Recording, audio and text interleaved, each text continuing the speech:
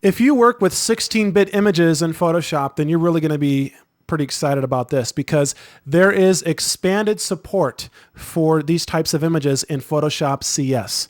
So now we can use almost all the tools and all the image adjustments with 16-bit images. As was before, we were limited to only just a few tools, and the rest of the tools were grayed out or not available with these types of images. So, and 16-bit images basically they hold a lot more information, a lot more shades of color, a lot more shades of gray, depending on if you're working on a 16-bit grayscale or 16-bit color image.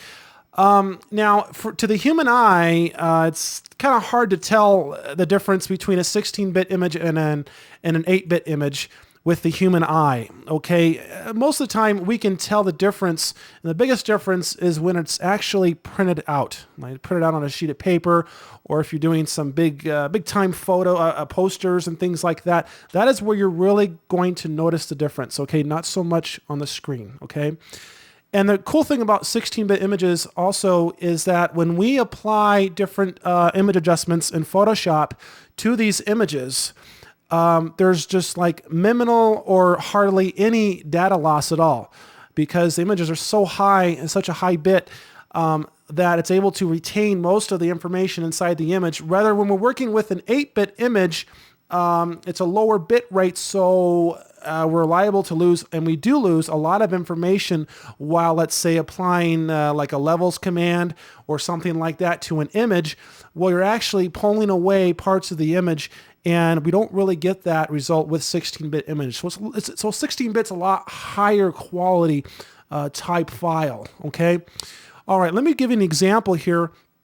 First of all, I'm going to come up here to view and come down, go up to window, and I'm going to come down here to histogram, and I want to show you the difference between a 16-bit image and an 8-bit image. You can see right here, this image over here is 16-bit. I've marked it 16-bit at the very top of the file or the window here. And over on this image, I have an 8-bit image. Okay, and both of these image has they have a levels adjustment layer applied to them.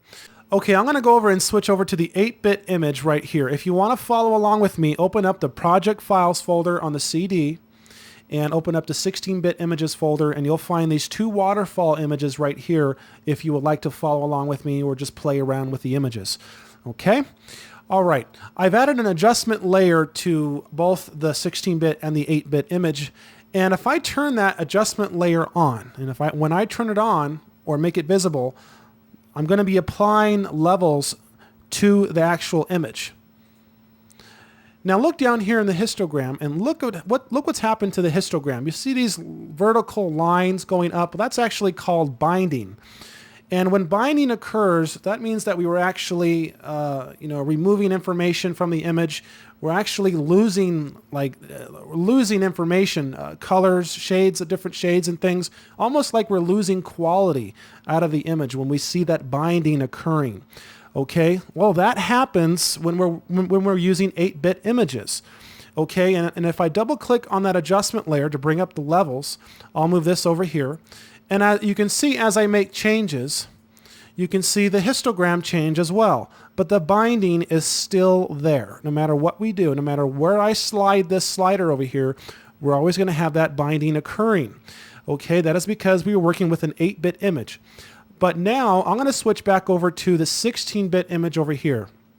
Then I'm going to turn on the levels adjustment layer that I've created, and look what happens. There's no binding at all. There's nothing. And if I double click on that levels adjustment layer there and make changes, look what happens. All the data and all the information just retains inside the image. We are only brightening, lowering, and brightening different shades inside of the image. We're not actually, changing them so much that, the image just can't handle it. So it just has to remove some of the information out of the image. The 16-bit images are such a high bit that we can actually adjust the levels and still retain the quality and the colors and all the richness of the image. So that is why 16-bit images are so great. So be sure to play around with that. And if you have 16-bit images from your camera or whatever, but if you're planning on doing a lot of print work and you really want your images to look sharp, especially if you're going to blow them up really large try using a 16-bit process. You can actually convert a 16-bit image to an 8-bit image if you need to.